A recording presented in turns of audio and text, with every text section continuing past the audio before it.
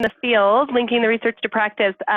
We're just going to give it a few seconds here to get everyone a chance to get in the system, and then we'll get started. So just a moment here, and we'll keep on going.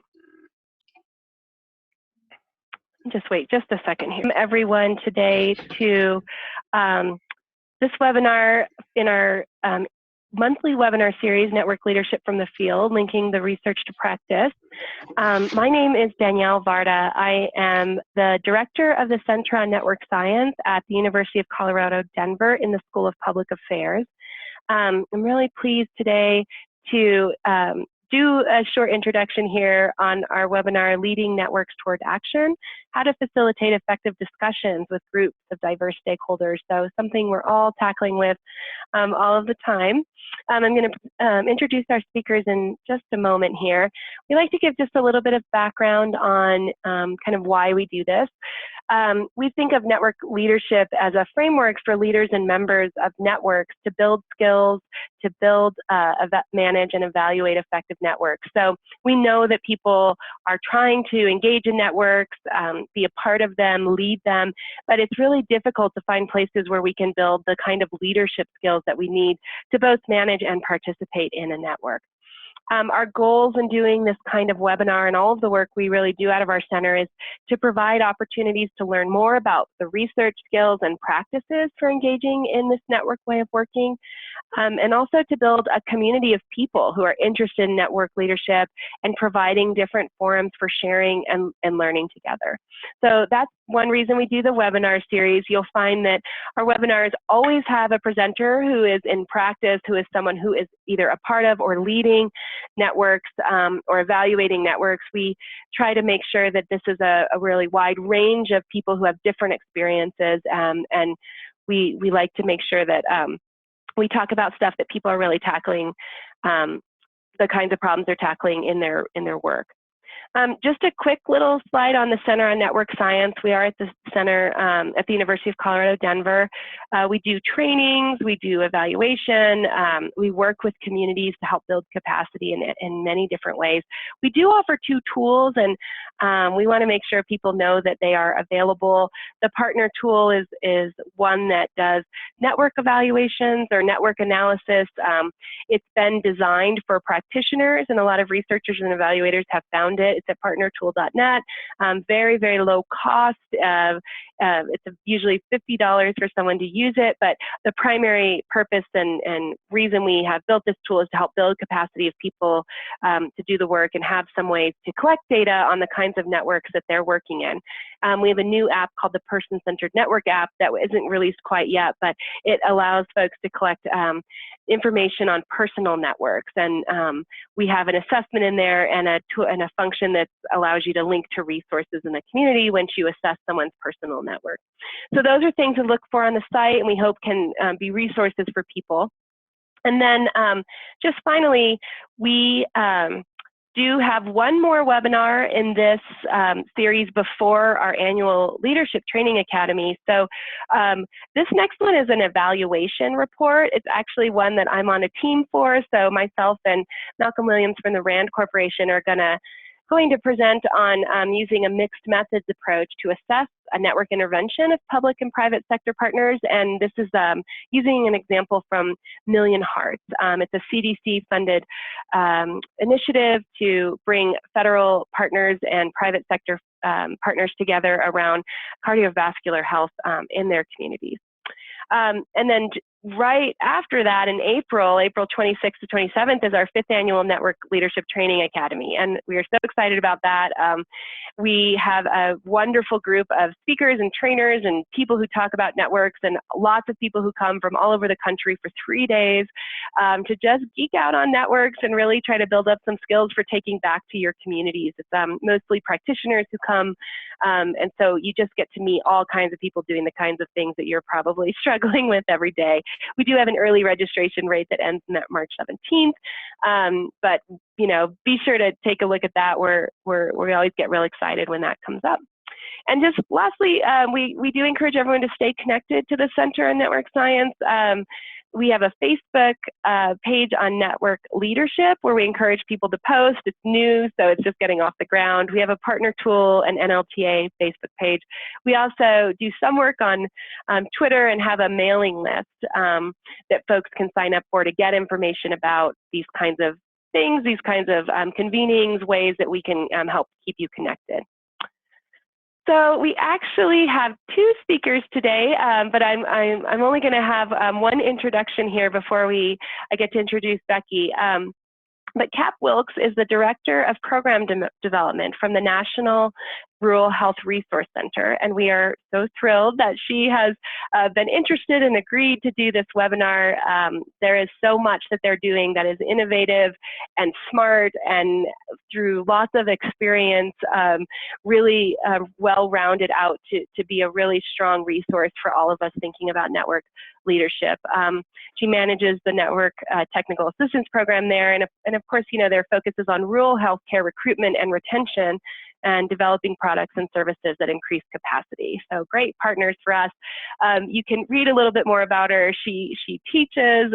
She has a fantastic background that has really built a capacity for her to do this work. One thing I actually forgot to mention before I move into pass the microphone to Becky is we are going to do a question and answer session at the end of the webinar. What we'll ask people to do is put questions in the Q&A box. So you'll see, if you hover at the top or bottom of your screen, depending on how you have it set up, a little bar that pops down for the webinar, and there's a little thing that says Q&A. Please put questions in there throughout the whole webinar, and we'll have time at the end for Cap and Becky to answer these questions. If you have a technical question, like your speakers aren't working or you need it to get to full screen, please put that in the comment box, and that's where we'll kind of answer those questions. So, you know, we really want to encourage the Q&A section at the end, and we always get fantastic questions. So we'll get to those just a little bit later. So I'm going to pass things off now to Becky Gort. She's a program coordinator at the National Rural Health Resource Center, and she's going to introduce herself and actually get us started on the webinar. So thank you to you both for being here today, and with that, I will pass things off to Becky. Great, thank you, Danielle. I'm going to go ahead and share my screen here. Wonderful. Well, hello, everyone. As Danielle mentioned, my name is Becky Gort, and I'm with the National Rural Health Resource Center. We're honored you could take the time to be here with us. I'm going to start us off here and then turn it over to Cap in a few minutes. But we're really excited to be talking with you today about leading networks toward action and how to facilitate effective discussions with groups of diverse stakeholders. So a little bit about us. The National Rural Health Resource Center is a nonprofit 501c3 technical assistance and knowledge center based in Duluth, Minnesota. We're dedicated to collaborating and innovating to improve the health of rural communities, and we do this by focusing on 5 core areas: transition of value and population health, collaboration and partnership, performance improvement, health information technology, or HIT, and workforce. And the center has over 25 years of experience providing technical assistance to rural healthcare networks and communities, including working with networks that have received grants from our partners at the Federal Office of Rural Health Policy, which is part of the Health Resources and Services Administration, or HRSA, and working with the Minnesota Accountable Communities for Health that are funded through the Minnesota State Innovation Model Grant through the Center for Medicare and Medicaid Innovation, partnering with the Minnesota Department of Health and Department of Human Services. And the center actually originated as a network all those years ago, focused on rural healthcare in our region. And our underlying values as an organization really were born out of our experience with networking, including a really strong focus on collaboration. And today, we continue to be a part of many collaborations and partnerships to achieve common goals. And over the years, we provided technical assistance and services to over 200 networks in the area of rural health. So we really do believe that networks are a key model for tackling the challenges involved in something as complex as health, much like people are turning to the network approach to address many other complex challenges and needs in our country and around the world. We know that we are better together, And by collaborating across diverse locations, sectors, and perspectives, we have a much better chance of success. So why did we want to talk about this topic with all of you today? Why is facilitating effective group discussions significant to those of us who operate in the world of networks? Well, we know that network impact and sustainability are heavily influenced by effective leadership. The strength of a network's leadership is often shown to be related to how well that network performs and whether it survives its initial stages. In fact, that's why the Network Leadership Training Academy exists. We've also seen that network leaders can't lead the same way that more traditional hierarchical leaders do. They can't simply appeal to authority. Everyone chooses to be a part of the network, and if it no longer serves their needs, they'll stop participating. So network leaders need to have leadership skills that enable them to build relationships, bring together groups of stakeholders, and truly listen to their needs and act accordingly. We know that a main goal of networking is to benefit from the combined perspectives of all members so that shared purposes can be achieved together. However, this doesn't work unless all parties are committed to and comfortable with contributing their piece of the puzzle. And diverse partners have diverse needs. It's not always easy to work together when you have different ambitions or different terminology or different approaches. You often wind up with people tiptoeing around the agenda without voicing their concerns or moving forward meaningfully. And we know that when you bring together a diverse group of stakeholders in a room, there's often a lot of unspoken history and perceptions that color what goes on. This is something we see a lot in the rural communities we work with because everyone knows everyone. Maybe one organization is seen by the others as having all the money and power, or maybe two agencies have had a history of fierce competition. So good facilitation helps build and repair trust, and it makes that collaboration real for a group. So as we think about network facilitation, these points help us set the stage for talking about skills that connect all of these priorities. So those of you who are familiar with the partner network analysis tool developed by Danielle Varda and our hosts today may recognize the question that talks about whether organizations are willing to engage in open and civil discussion even when disagreement exists, are willing to consider a variety of viewpoints and talk together rather than at each other, and are able to communicate in an open, trusting manner. And that type of openness doesn't just happen. It often takes a lot of work. And by building facilitation skills, a network leader can bring a network to a place of openness where participants experience trust and want to contribute fully. So, how do these group discussions usually go? We're going to walk through a couple scenarios here. Once in a while, if a topic is uncontroversial or low stakes, group decision making can be simple, sequential, and resolve naturally based on a logical, unanimous agreement. However, as I'm sure many of you have experienced, other discussion patterns are much more common, especially if the group includes people with diverse perspectives, opinions, backgrounds, knowledge, working styles, which in networks it should. So sometimes a topic is introduced that may be fairly controversial or may have a lot at stake. So for example, let's say our network didn't receive some funding we had expected to receive, and so we have to figure out what we're going to do about it. Well, everyone begins to say what they think. The discussion goes in a few different directions. Maybe another unrelated topic is brought up.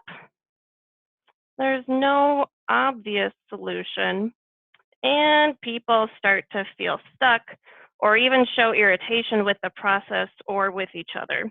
And at that point, the group might call it quits and end the discussion without reaching a decision, and they've lost some confidence in the group's ability to collaborate. I've been a part of discussions like this when we needed to talk about an important topic that influenced the future of an organization, but the discussion wasn't really thought out and the timing was off. And we got to this point in the conversation here and ran out of time and everyone had to go. So for several weeks before we could meet again, we were left with this terrible feeling that we'd never be able to come to an agreement, and that's not uncommon. So here's another scenario. Maybe when a high stakes or controversial topic is introduced, Several ideas are brought up. A network leader, or maybe a network member who's perceived to have a lot of power, prematurely makes a decision and ends the discussion before the group has reached a conclusion or consensus. We actually saw this in a network recently. Many members of the network wanted to purchase a new software that would help them reach their goals, but they could only afford it if everyone in the network chipped in. Well, the most powerful network member didn't see the need for it and forced a decision early on to end the deliberation. Now, to that decision maker, this might seem like an efficient move to save some time, but to everyone else, their thoughts and ideas about the topic may continue emerging past that decision point. And they may feel distrust because they felt they weren't listened to, they may not understand the process or what's going on, or they may even decide not to support the decision because they don't feel it was a valid one. So some of you may be aware of the diamond of participatory decision-making developed by Sam Kainer. And we like using Kainer's thinking as a framework because it's easy to imagine and fits really well with participation and facilitation theory. In his book, Facilitator's Guide to Participatory Decision-Making, Kainer identifies 3 main phases of an ideal group decision-making process. At the beginning is the divergent phase, which is that free-for-all that gets people started. And in this phase, people bring out diverse points of view, try to unpack a problem, and generate alternatives for discussion. The process ends with the convergent phase, which is when people start to summarize key points. They often sort ideas into categories, evaluate their alternatives, and arrive at a general conclusion for the decision point. However, it's not that easy to get from the divergent phase into the convergent phase. In between those phases is what's known as the groan zone. When a group reaches this point, they really start to analyze the ideas that have come up during the divergent phase and try to determine their related implications. This can be a magical time when groups experience breakthroughs or start to design new solutions, but it can also come with feelings of frustration, confusion, or just not making progress. I know many of you can probably remember times when you've experienced the groan zone and it didn't go too well. We saw some of that happening in our last slides when we clearly got through diverging and couldn't successfully converge. So here's what that diamond of participatory decision-making would look like. We come up with diverse ideas in the divergent phase. We hit the groan zone where we start to analyze ideas. We don't give up, we stick with it. And then we begin evaluating options and coming to a conclusion in the convergent phase until we reach a decision point. So you can see the flow from point to point resembles the diamond Kainer was describing. So, as network leaders and facilitators, if we know how groups best make decisions, what can we do to make sure that a group progresses through the stages it needs to so that we benefit from the diversity and creativity of a group, analyze ideas thoughtfully, and draw conclusions together, all while building up the level of collaboration and commitment in a group? This is particularly important for networks as they engage in planning work, because these types of conversations are most likely high stakes and possibly controversial. So they're not just one-off and done, they're a consistent part of the activity of the network, and the way that network members experience these discussions can make or break the level of collaboration and commitment. I have often worked at the National Rural Health Resource Center with networks at the beginning stages of their formation. And when I talk with them about a year or so into it, it's the experience of these important conversations that really tends to stick with people the most. And if the experiences were good ones with conversations that were facilitated well, it reinforces the sense that their efforts in the network are worth it.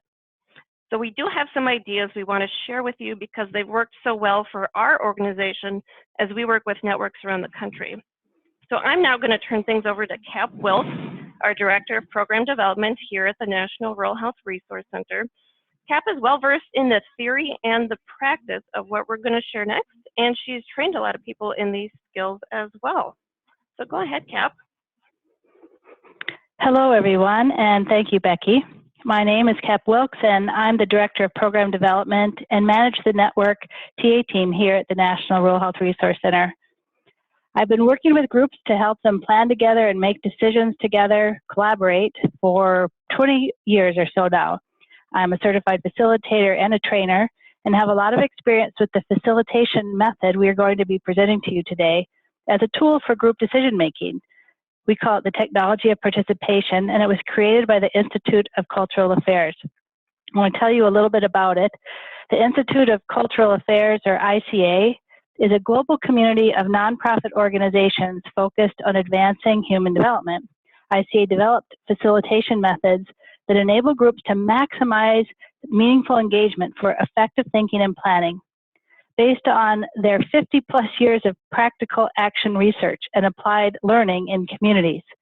They literally went out into the world for 20 or so years and brought communities together in everywhere, all over the world, to study and figure out how those communities could make decisions together. They now call these methods the technology of participation. We have a nickname of TOP, T-O-P for short. TOP facilitation methods are designed to value diversity, to recognize and honor participants, create opportunity for creativity, and help groups handle complexity. I find the TOP methods to be very effective for designing and framing meaningful conversation, and we feel that these objectives are well aligned with the collaboration work of networks, and so we're going to present them to you today. ICA, through the time spent in the field exploring how groups make decisions through a flow of conversation, ICA discovered that people observe what is going on around them, take in information through their senses, hearing, seeing, feeling, tasting, and smelling, and then react to this information through our memories and associations. People interpret the meaning of the information and our reactions. We think about all of that, and then we make a decision to act. This process can happen very quickly, even without our really being aware of the process taking place. And the process can also take place through a full conversation or event. Here's an example. If I were at a park and I'm walking along the path, when all of a sudden I hear a shout, I look toward the sound and I see a ball heading my direction. I notice that the ball is rather large. It's black and white and soaring through the air right at me. It's coming rather quickly, and I can see it's a soccer ball. I recollect that what a soccer ball feels like, and I know I'm experienced in handling soccer balls, and I feel some excitement and anticipation of having that familiar object coming my way. I consider where it's going to land and what the person was shouting at me about, and I figure out that they were warning me of this approaching collision. But I'm not worried about getting hurt and know that I can stop the ball. The shout was friendly and I want to be nice, so I decide to stop the soccer ball and return it instead of ducking my head and dodging away. A top facilitation method called the focused conversation was designed to capture this flow of thinking, this building of a natural human process of thinking that creates an environment for meaningful dialogue. It is through inquiry, through asking particular questions in a particular sequence or order, that moves a conversation to a productive conclusion. A focused conversation includes questions that are objective, reflective, interpretive, and decisional. And we're going to talk about each one of these levels of questions in more detail. I want to spend a moment talking through when using a focused conversation is appropriate. The question is, when as a facilitator do I spend the extra time to prep for a conversation? I'm betting most of you have insight in this, but just to be clear, here are some of my thoughts. If a group of people have a simple and non-controversial question or issue to consider, then it's typically pretty easy for them to figure out what they're going to do or identify a decision. But if the question or issue that a group is working through is more complex, or there's diverse perspectives on the circumstances, or perhaps the consequences of the decision, then a focused conversation is well worth the time and effort to design it and facilitate.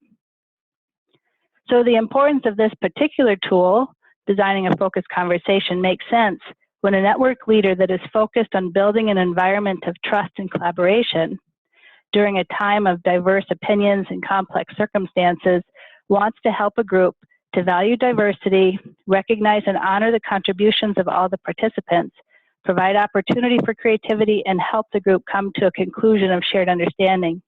Then a focused conversation is a tool to consider. The first focused conversation level of questions is the objective level. This is what occurs at the beginning of a conversation. We consider information using our 5 senses, and we work on gathering facts and objective data. The main goal of this level of a conversation is to get the data into the open. Objective level questions are in general pretty easy to answer. They are facts and objective data, not reactions, opinions, or analysis. The short term, the easier way to think of this level of question is the what question. Objective level questions focus on the what of the topic, the data and the facts. A facilitation tip I have is it's a good idea to get everyone in the group participating at this level, at this beginning of the conversation. Getting everyone to add to the conversation at this data level helps to ensure that people will participate throughout the rest of the conversation. And a simple example, a team is debriefing on an event or meeting. We might ask, what is one of the things you noticed taking place during the meeting, a phrase, a comment, or an image? So asking the group to think about what they've just experienced and to consider the data or the facts that are part of that experience. The next level of question is the reflective level question. Our thinking process is to reflect on or react to the objective data that we just took in. These will be memories of past situations or associations with other experiences. So we may feel excitement, surprise, irritation, boredom. With the ball tossing example, I had a sense of excitement and anticipation. But if I had had some bad experiences with balls, like getting routinely nailed in that elementary school game of bombardment, I may have felt unsafe and worried that I would get hurt. In debriefing on an event or a meeting, it is worth the time to check in with the group on how they are feeling. The shorthand term for this level is gut, referring to what you feel in your gut when you react to data or ideas. But asking a feeling question directly isn't always well understood or received. This may well depend on the group, but imagine asking a group of actors, for example, how they felt during a presentation, and I bet you'll get some great responses like, I was happy to hear about something or another, or I was excited when I saw this, or I was sad about the data. This is because the group is comfortable and familiar thinking with feelings. And if you're working with some engineers, perhaps, who may be less familiar with this level of reflective thinking, you will most likely need to help them consider this question.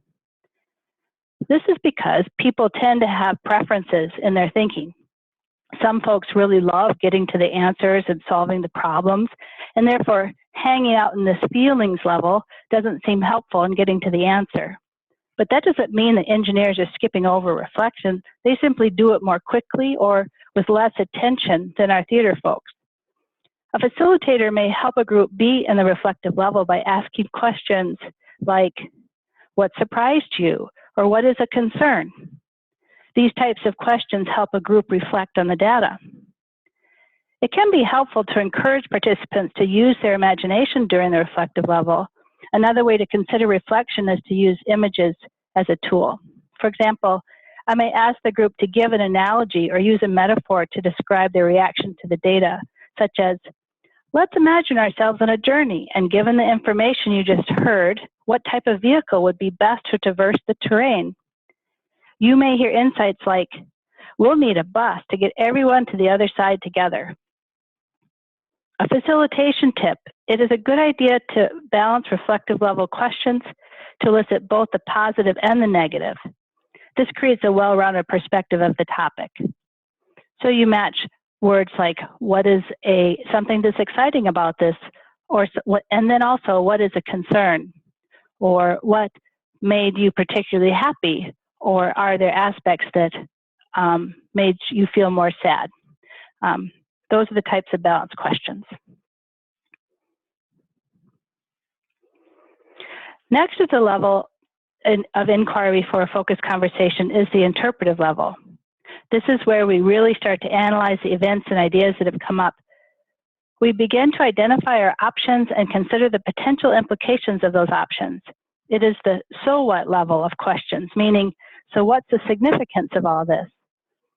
This is where your what if folks and scenario planners really like to hang out.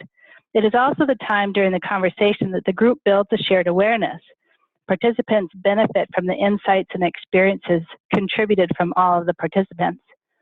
In debriefing from an event or meeting, the questions may be something like, what was the impact of this event on our work? Or what did we learn that changes our thinking about this topic?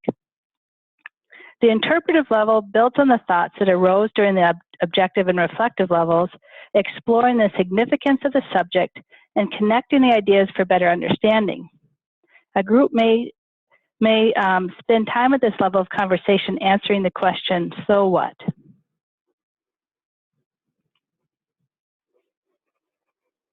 The last level of focused conversation is the decisional level. It is the now what stage that leads the group toward what they'll be doing next.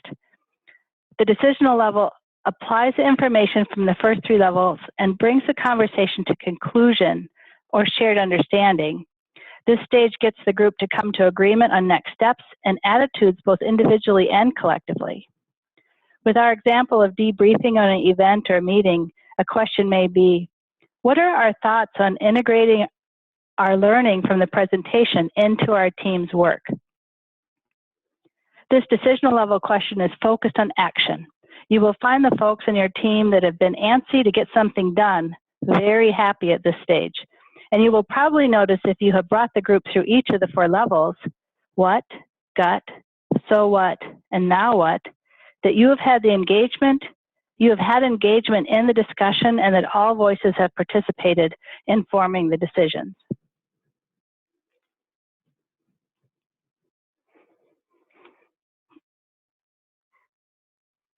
Here the illustration of the group decision-making phases again with the divergent phase, the grown phase, and the convergent phase. You can see how this process aligns with the levels of the focused conversation.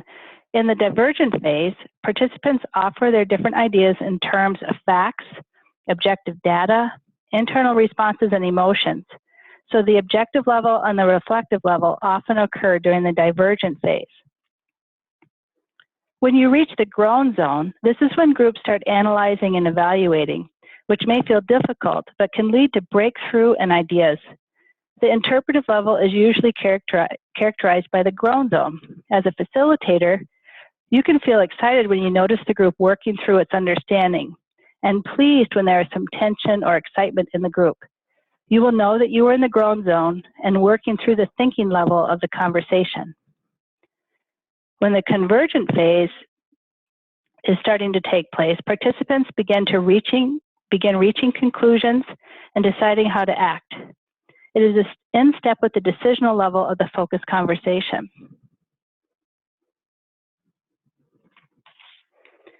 Designing a focused conversation means that you put together a flow of questions for each level of inquiry and in the particular sequence of O, R, I, and D. I'm going to run through a couple of examples.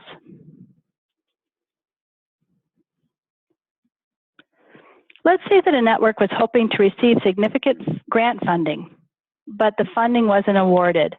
They may need to reevaluate their situation to decide what direction to go next. Here is how a facilitator might design a focused conversation to get everyone on the same page and committed to next steps. An objective level question might be, what do you remember about the response to our request? It is a very basic question, but it would get participants to gather the objective data about the situation and report out what they've observed. For the reflective level, you might ask, what was your reaction to the news? This question would help uncover the feelings and experiences that are likely swirling within the group giving everyone an opportunity to voice their response. Then for the interpretive level, a question may be, what options are open to us at this point? And what can we learn from this? Often, when I'm designing a focused conversation, I try on the questions for size, so to speak. Try them out and imagine the response I might get. I will also consider what the question does to my own thinking. In this case, at the I level, I should feel the question in my head, that I'm thinking about something and putting my thoughts together. For the decisional level, my questions to bring a group's thinking back to a decision, converging their thinking, I could ask, what changes do we need to make as a result of this? And what does our future hold? And also perhaps, what specific option are we going to select to implement? We diverged with the objective and reflective level, hung out in the groan zone for a while with the question, what are our options? And then converged to a decision.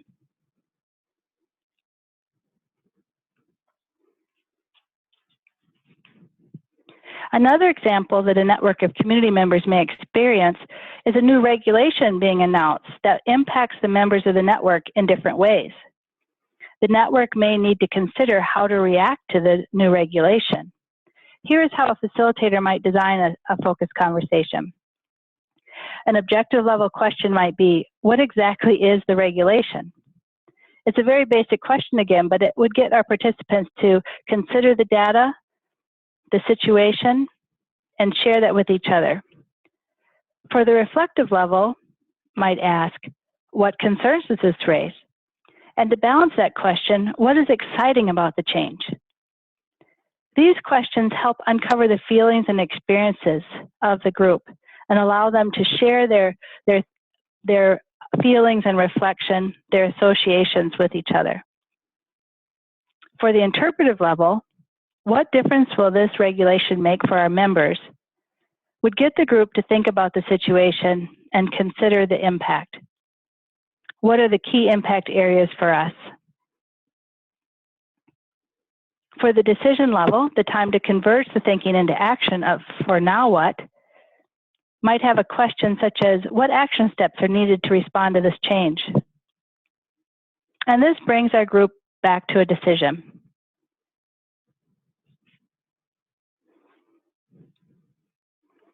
The focused conversation is just one facilitation tool that's part of the technology of participation, and we ran through the ideas very quickly to give you a broad overview of the approach. There is much more to learn about how to be an effective facilitator or how to design conversations, build consensus, and hold planning events that are participative. In fact, you may already be using different facilitation methodologies, which is great.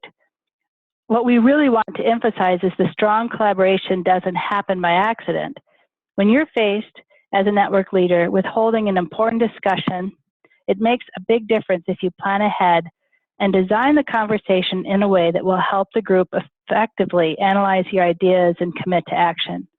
If you're interested in continuing to build your facilitation skills, we'd encourage you to explore some of the many methods that are available. We've listed a few on this slide.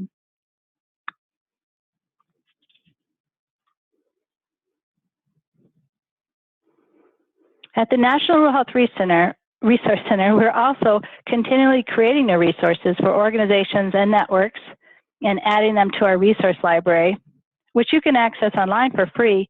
You can visit the resource library and search by topic, and we've also highlighted a few resources here that you may be interested in. Many of our resources were created with funding from HRSA to provide technical assistance to rural health networks, so the language is often specific to health organizations and rural communities, but the content itself is often relevant to other types of networks.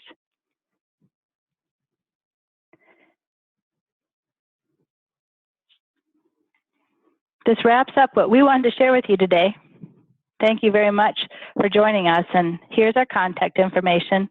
As you can probably tell, we love talking about and with networks. So if you would like to connect with us for questions and ideas, please reach out and we'll be happy to hear from you. At this time, we'd like to take questions from all of you, and we'll hand the presentation back to Danielle. Well, Becky and Cap, thank you so much for all of that. it's clear that you all have had a lot of experience and taken a lot of time to develop these resources. And so it's a real value for all of us to get to interact and hear about these.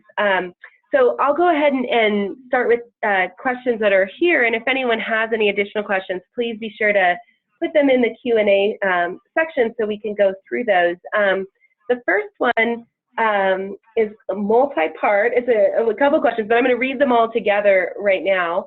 How have you addressed the challenge of disengaged individuals who do not contribute their thoughts and questions during the reflective and interpretive phases? And how do you combat or embrace the awkward silence if you ask a question and no one responds? Great, nice questions. I think about the disengaged with the reflective and interpretive, it's about having several questions kind of tuned in and ready to go at those different levels, and allowing that awkward silence to actually happen. So sometimes, you know, you have thinkers in your group, and it might feel awkward to some folks, but it's actually a fairly comfortable place for others. One of the things I have done in very practical terms, particularly at the interpretive level, is to give folks actually some quiet time to think about what's going on and have them write themselves some notes. And part of that is when I'm thinking about designing a conversation, as I take into account all those thinking styles that we have out there. So quiet time lets those thinkers think, and then I bring them into pairs or small groups of 3 to compare their thoughts, and then have each of the small groups report out their thinking. And so that allows the thinkers to think, and then the talkers to think, and then as a group share that interpretive level, their interpretive level work. On the reflective level questions, if I'm really struggling with getting folks, I tend not to punish anybody by calling on names and that kind of thing, but I really might have a couple different types of questions I ask that continue to get them to think about how they're feeling. Great. Thank you. So we have, oh, and that person said, thank you, that was very helpful. So we have a couple more. One that I actually also have as a question is, you know, you said it, and I think we think the same, that network leadership is not just about who manages the network, but members of the network. And sometimes those members are asked to be facilitators. And I wonder what your opinion kind of is on, like, how does one be a facilitator if that's not in their normal way of leading a group? So, you know, for someone who doesn't really normally facilitate something, are there tips for people, especially leading diverse groups of folks, and how to kind of build that confidence about facilitating or getting out of your own box of being a facilitator when you might be used to being a member of a network? So, you know, how does anyone become a facilitator when we know it's, you know, a skill that people, you know, make as a lifetime career out of? So how do we all kind of become a facilitator? Sure, that is a good question, and one of the fun things I get to do is also teach an organization development class, and really what the skinny on that whole concept of organization development is, how do you help organizations and groups, for that matter, manage change, you know, transition from one thing to another thing, hopefully the new thing being better than the past thing. And I have probably a belief that might be an underlying value that everybody can contribute as change agents in this world. And that's how I pull that back to. I think that facilitation is one of the tools we use for being change agents. And we understand the role of a facilitator is to help a group make progress in sharing their understanding together, literally developing how they think as a group. And so to folks that find themselves not with the name tag facilitator, but in a situation where they know a group could use some facilitation, and being empowered to be a change agent is awesome, and that's in your own heads. So I would really encourage and celebrate the opportunity to be facilitators. I think how we get better at it is in situations such as this one, where we get a chance to talk about and think through asking great questions, because facilitators come from a helping perspective, not a telling perspective. And it's in that helping that questions are super valuable. So using a focused conversation is a fantastic way of thinking through those levels of questions. If you are an appreciative inquiry person, or have heard of that, that also is kind of a framework of asking questions, types of questions that helps a group think through things. So keep tuning in to these opportunities of being a facilitator, and always be asking questions and listening to that group and noticing how folks are engaging, and don't leave out any of those levels, because they're all needed for a group to move ahead. Yeah, great. Okay, so we still have a number of other questions. This one a lot of folks might be dealing with today. How do you deal with members who are so wrapped up in a political ideology that they cannot be objective and refuse to accept data as unbiased? That's a big question. That is, isn't it? Well, I think what that would call for is spending a lot of time in that data level. So, how long do you spend in each one of these levels, objective, reflective, interpretive, and decisional, is really the art of facilitation. So ORID is the science of facilitation, and what you're asking is what's the art of facilitation, and part of that is knowing when your group's ready to move on to the next level, or perhaps having those focused conversations embedded in each other. So setting the context for your group to come to a decision may take the decision might take many conversations, where the first one is setting up the context for why is it that we need to even make a decision as a group here. Then you start building in what data is really important. You can ask the group, have a focused conversation, and say what the objective of the focused conversation is, what data will get us unstuck. And so you have a focused conversation about discovering what data you need in order to be unstuck. And maybe it'll be presentations by different types of SMEs, that tell different parts of the perspective or the story. It might be data that comes from sources that are credible to both sides of the story. That kind of discovery. So use a focused conversation at every point of the larger conversation, which ultimately could take months to get through, and build on that shared understanding and basically shared agreement at each step forward. Great. That was a great answer. How do you measure or think about success in this process? For me, I think knowing if you've had a successful facilitated event is very difficult. And I do tend to be a little bit on the humble side when I'm thinking about my own facilitated events, but I just had one the other day, and I was out in western Kansas actually with a group of healthcare organizations that were trying to figure out what new service was really going to be the most valuable to them. They had 3 or 4 services they were trying to choose between, and the network couldn't afford, basically they didn't have the resources to do all of them, so they really needed to choose. And of course, members' needs vary, but they had to figure out enough of an agreement that they all wanted to continue also engaging in the network's future work. So that was a fairly complex conversation we had, and it took 3 or 4 hours. How I measured success at the end of that is that as the I did a debrief on the meeting, which I always do after a planning event, is I have a short conversation, focused conversation at the end, debriefing on how did this meeting go for you.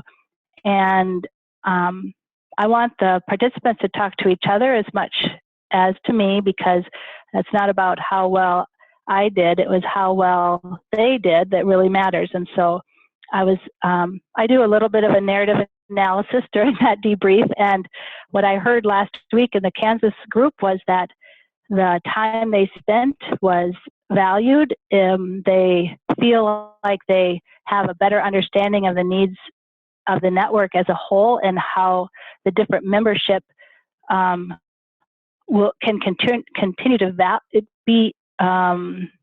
gain benefit from participating in the network, even if it's at varying degrees based on the services they selected. So my judgment of success tends to come from the words that I hear that say things like shared understanding, have gained consensus, know more now than when I came, that I feel like I was able to participate in the decision, those kinds of words. Great. Good. So this person asks, what do you do when several members think that they are the facilitator and act in that role? I so you're a little bit too, if that's a little bit about also, you know, understanding the role of the facilitator and how that plays into, you know, being a member of a network and playing leadership in a network. It's what it made me think about a little bit as well. Like being really clear of whose roles are who's when and for what topics. I think that might be an interesting focused conversation to have with your group. How can we share this role of discussion?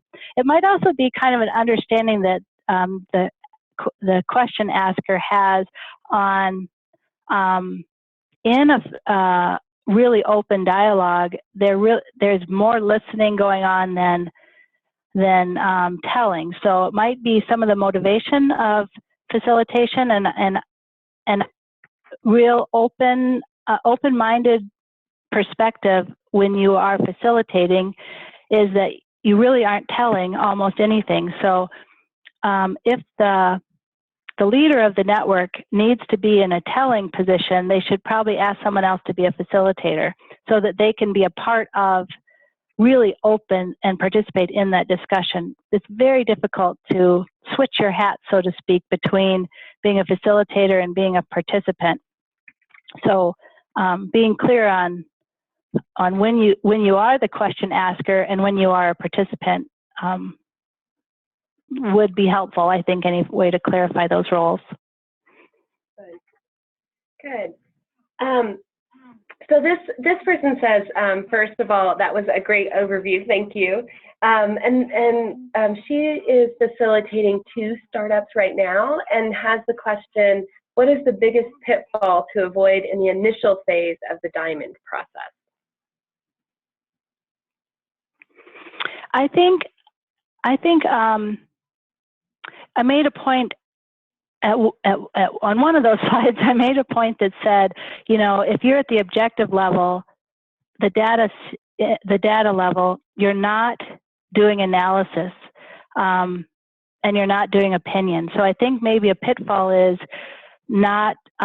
allowing the group to be impatient at the data level, and before you move out of that data level, really get it all out there. So I would say if, for example, you're creating a charter for a group, which could be actually designed like a focused conversation where you're finding the components of a charter. So what is our scope and what data do we need? Spend time gathering what information you really need and talking about it and making it available to everybody. I hesitate, for example, if I'm doing a strategic planning event and I'm trying to get a group started, I don't skim through that environmental scan piece where I'm bringing all the data in, even if the group knows the data. we don't want people to start doing analysis before we've gotten through the reflection piece. So data first, then spend some time on reflection, and then do analysis. Yeah, I could confirm that, Cap. I know that I was part of a discussion not too long ago where I entered the room thinking that we'd be starting with objective level questions and ideas and moving through the whole process. And apparently everybody else assumed we'd be entering the discussion at the decisional level and starting to formulate our next steps already. And that through that whole discussion, I was so uncomfortable that I didn't get to think my way through all of the data and through my reactions to it and really interpreting it, that by the time we got to the conclusions, I just didn't really feel on board with it. So I think you're right. I like this question about what are some of those common pitfalls in the first part of that diamond, the divergence phase or the objective and reflective level questions of the focused conversation. And I agree with you. I think one of the best approaches is to make sure that the group follows through that progress as closely as they can to make sure that everybody is really on the same page by the end of it. Good. We still have a few more questions. Let's see if we can get through two before we get to the top of the hour at least. But this question has a little bit to do about almost the role of facilitation and keeping people motivated. I think there's a lot of questions about network sustainability and keeping people engaged after they've been together for a while. So the question is, like, how do you use facilitation to keep people excited and engaged, or figure out when you have to have honest conversations that may be about how the network might be reaching its end cycle. I like this question because we get so many questions about what helps sustain a network, and this one I've not heard before, of how facilitation can kind of play a role in that. Yeah, and that certainly is, it's super interesting, and I think it's maybe as a leader staying really engaged in the topics as well.